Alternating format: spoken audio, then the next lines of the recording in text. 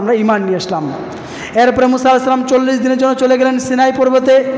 এই 40 দিনে যাওয়ার ব্যবধানে মুসা আলাইহিস সালামের কওম কী করলো? গরুর পূজা শুরু করে দিল। মুসা আলাইহিস সালাম যখন ফিরে আসলেন, আমরা ইয়া বানি ইসরাঈল ইশকুরু নি'মাতি আল্লাতী আন'আমতু আলাইহিম, যে আমি 40 দিন ছিলাম না, তাই তোমরা আমাকে ভুলে গেছো, তোমরা গরুর পূজা শুরু করে দিয়েছো। আল্লাহর ইবাদত ছেড়ে, তাওহীদ একত্ববাদকে ছেড়ে দিয়ে তোমরা গরুর পূজাকে শুরু করেছিল। তখন আবার তারা কী করলো? সেই গরুর পূজাকে ছেড়ে দিয়ে আবার মুসা আলাইহিস সালামের প্রতি ঈমান নিয়ে আসলো।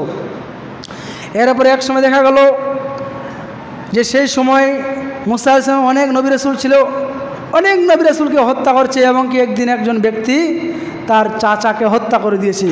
হত্যা করে অন্য একজন বাড়ির দরজায় সেই চাচার লাশকে, আমি হত্যা করেছি, আমি অন্য একজন মানুষের বাড়ির দরজার সামনে ওই লাশটাকে রেখে দিয়ে এসেছি, যাতে মানুষ মনে করে যে সে হত্যা করেছে, যার বাড়ির দরজা রয়েছে। এই নিয়ে সকালবেলায় শুরু হলো গণ্ডগোল, কে হত্যা করছে এই লাশটিকে, কে হত্যা করছে। চলো আমাদের নবী মুসা আলাইহিস সালামের কাছে, মুসা আলাইহিস সালামের কাছে যাওয়া হলো, আপনি এর সুরা করে দিন। মুসা আলাইহিস সালাম আল্লাহকে বলে, আল্লাহ আপনি এর সুস্পষ্ট বিধান পাঠান। আল্লাহ সুবহানাহু বলছেন, তোমরা একটা গরুকে জবাই করো, একটা গাভীকে জবাই করো। এই গাভী জবাই করার পরে এক টুকরো মাংস গিয়ে সেই মৃত মানুষকে স্পর্শ করবে, সে জীবিত হয়ে বলে দিবে কে তাকে হত্যা করেছে, আবার সে মৃত্যুবরণ করবে। আবার তাকে সেই গরুর মাংস সেই মৃত মানুষের শরীরে স্পর্শ করা হলো, সে জীবিত হয়ে বলল সে অমুককে আমাকে হত্যা করেছে, আবার সে মারা গেল। আল্লাহ সুবহানাহু এখান থেকে একটি নির্দেশ জারি করছেন যে আল্লাহ সুবহানাহু মৃত্যুর পরে যে আমাদেরকে জীবিত করবেন, এটা প্রমাণ এই মুসা আলাইহিস সালামের কওমকে দেখিয়েছিলেন। এরভাবে তারা মুসা আলাইহিস সালামের প্রতি ঈমান নিয়ে আসলো।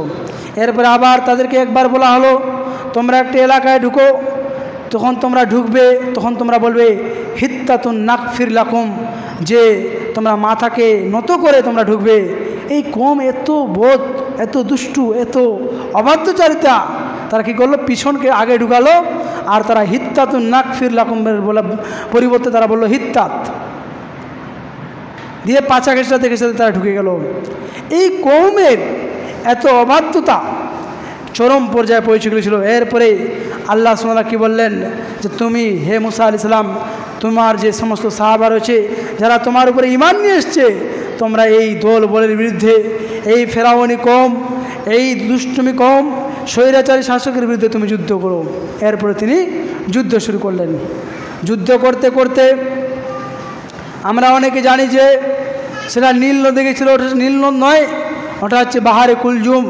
এই বাহারে কুলজুমে যখন মুসা আলাইহিস সালাম চলে আসলেন, চারদিকে ফেরাউনের সৈন্য সামন্ত, সামনে সমুদ্র, বিশাল সমুদ্র, সাঁতরে কাটে যে পার হবে তার কোনো পথঘাট নেই। মুসা আলাইহিস সালামের সঙ্গীরা বলছেন, মুসা ইন্নাকা লাকামুদরাক, আমরা ধরা পড়ে গেছি, এখনই আমরা ফেরাউনের কম দলের মাধ্যমে আমাদেরকে হত্যা করা হবে, আমরা মৃত্যুবরণ করব। মুসা আলাইহিস সালাম বলছেন, কাল্লা, কখনো নয়, ইন্না সাইয়্যিদি রাব্বি, নিশ্চয় আমার প্রতিপালক আমাকে পথ দেখাবেন। কত বড় মহা সমস্যা, চারিদিকে ফেরেশতা, সামনে সমুদ্র। এই সময়ে নবীদের কত ঈমান ছিল, তিনি বলছেন আমার প্রতিপালক আমাকে পথ দেখাবেন। মুসা আলাইহিস সালামের কাছে একটা মুজিজা স্বরূপ একটা লাঠি ছিল, যে লাঠি দিনে দিন ছাগলের পাত পারতেন, ছাগলের খাওয়ার গাছের ডালকে নিচু করে পারতেন। যেই মুসা আলাইহিস সালাম পাথরে আঘাত করলে সেই পাথর দিয়ে পানি নির্গত হতো, যেই সাপ, যেই লাঠি থেকে সাপ হয়ে যেত।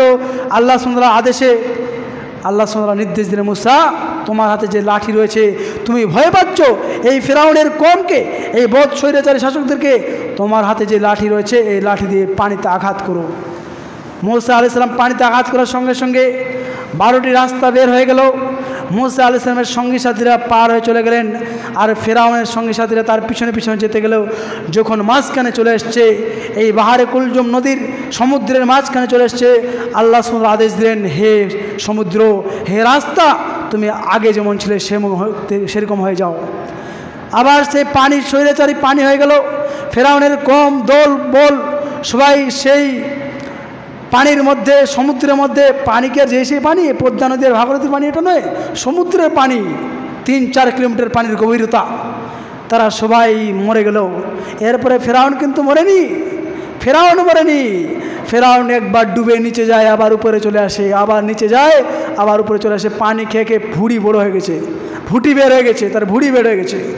তখন বলছে মুসা, চিৎকার করছে আর বলছে, মুসা তোমার প্রতিপালকের উপর আমি ঈমান নিয়ে আসলাম।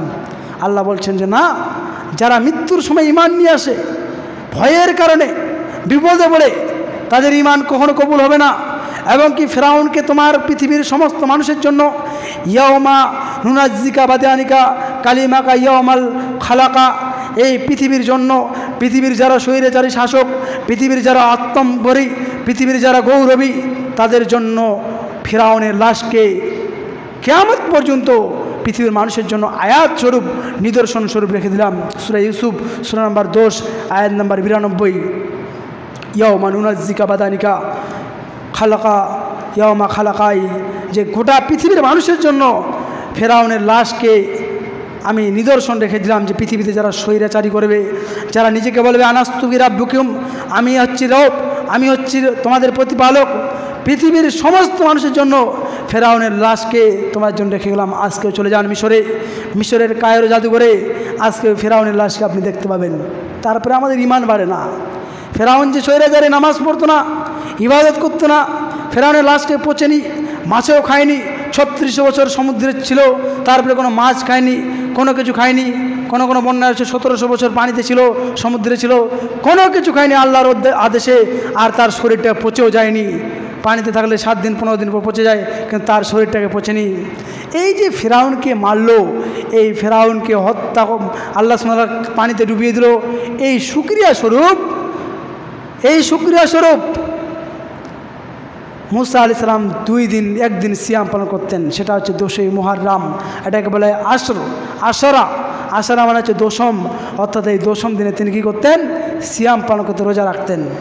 যখন নবী মুহাম্মদ সাল্লাল্লাহু আলাইহি ওয়াসাল্লাম মক্কা থেকে মদিনায় আসলেন, তখন দেখছেন ইহুদি নাসারাগণ তারা সিয়াম রাখছে, মুহররমের 10 তারিখে সিয়াম রাখছে। আল্লাহ রাসূল বলছেন, কী ব্যাপার, তারা কেন সিয়াম রাখছে?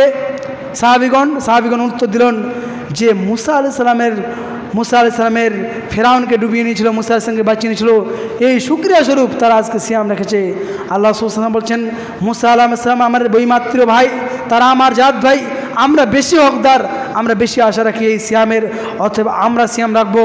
অতএব তিনি বললেন যে আমি সামনে বছর যদি রাখি, বেঁচে থাকি, তাহলে 10 এবং 11 মুহররম আমি সিয়াম পালন করবো, রোজা রাখবো।